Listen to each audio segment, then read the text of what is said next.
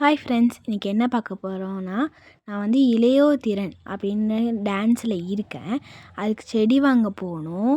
அங்கே பார்த்தோன்னே எனக்கு தோணுச்சு, கிராமத்து வாழ்க்கையும் சிட்டி வாழ்க்கையும் எப்படி எப்படி இருக்குதுன்ட்டு. கிராமத்தில் நல்லா ஜாலியாக இருக்கும், பம்ப் செட்டில் குளிக்கலாம்.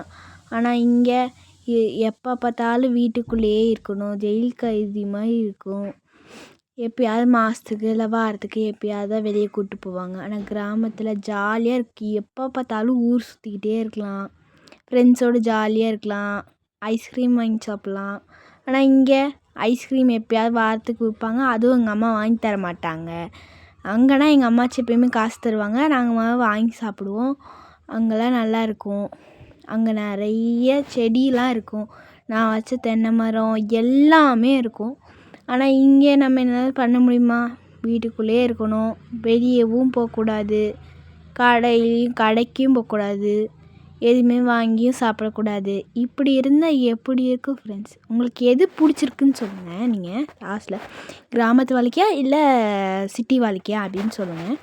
அப்புறம் வந்து நல்ல ஜாலியாக இருந்தோம் நாங்கள். கிராமத்துலனா ரொம்ப ஜாலியாக இருக்கும், ஆனால் இங்கே அப்படி இல்லை ஃப்ரெண்ட்ஸ். நிறைய டிஃப்ரென்ஸ் இருக்குது. நான் வந்து ஷார்ட்டாகவே முடிச்சுக்கிறேன்.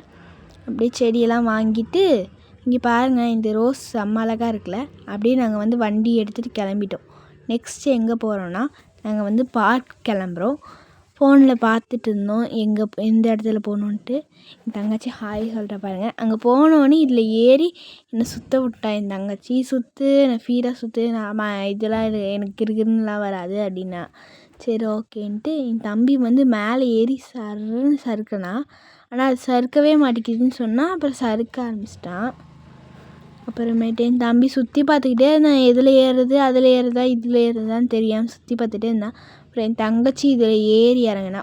சின்ன பிள்ளையாக இருக்கும்போது அனன்யா வந்து இதில் ஏறுறதுக்கு ரொம்ப கஷ்டப்படுவா. ஆனால் இப்போலாம் அப்படி இல்லை, அவளாக ஈஸியாக ஏறி இறங்கிடுறா. பாருங்கள் எப்படி ஏறி இறங்கிட்டான்னு. ஓகே, அப்புறம் டன்னுன்னு காட்டுறேன், நான் முடிச்சிட்டேன் அப்படின்னா என்கிட்ட வந்து. அப்புறம் நானும் என் தங்கச்சி ஜாலியாக தூரி ஆடிட்டு இருந்தோம். அப்படியே தூரி ஆடிட்டே பார்க்கும்போது அங்கே கோபுரத்தில் நிறைய பச்சை கிளியாக இருந்துச்சு ஃப்ரெண்ட்ஸ். எனக்கு ரொம்ப பிடிச்சிருந்துச்சி. பாருங்கள், உங்களுக்கு தெரிலன்னு நினைக்கிறேன் கேமராவில்.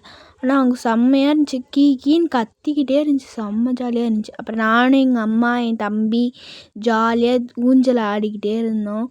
அதில் நல்லா இருந்துச்சு. என் தம்பி ஃபீடாடுமா அப்படின்னா. எங்கள் அம்மாவுக்கு ஃபீடாடுனா பயம். நான்லாம் ஃபீடாக தான் ஆடுவேன். அப்புறம் என் தம்பி தனியாக நான் உட்காந்து ஆடுறேன், நீ எந்திரிமான்ட்டான்.